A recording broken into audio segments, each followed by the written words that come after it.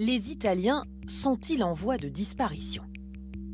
L'un des pays les plus vieux d'Europe vit une crise de la natalité sans précédent. Avec 393 000 naissances en 2022, l'Italie enregistre le nombre de nouveau-nés le plus bas de son histoire. Cette maternité de Rome voit naître 2000 enfants chaque année. C'est l'une des plus actives de la capitale. Pour autant, le service du docteur Cipriani ne fait plus le plein. Comme vous pouvez le voir, nous avons de nombreuses chambres vides.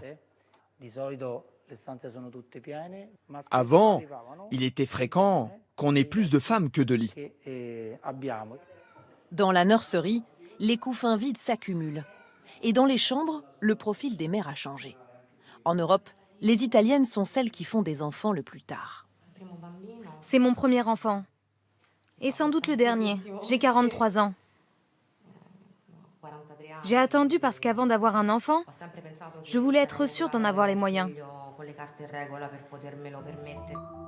Chômage des jeunes, manque de place en crèche, la courbe des naissances en Italie est en chute libre.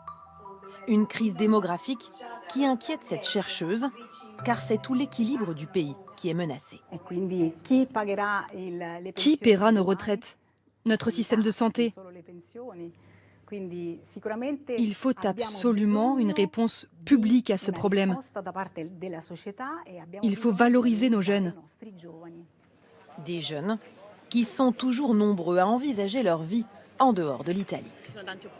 Il n'y a pas beaucoup d'opportunités ici en Italie. Donc pour l'instant, j'aimerais finir mes études, ma licence, et ensuite aller à l'étranger où il y a peut-être plus de travail pour les jeunes.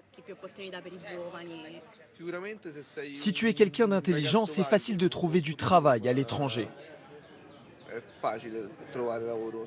En Italie, c'est toujours la même chose. Si tu connais quelqu'un, ça marche, sinon non.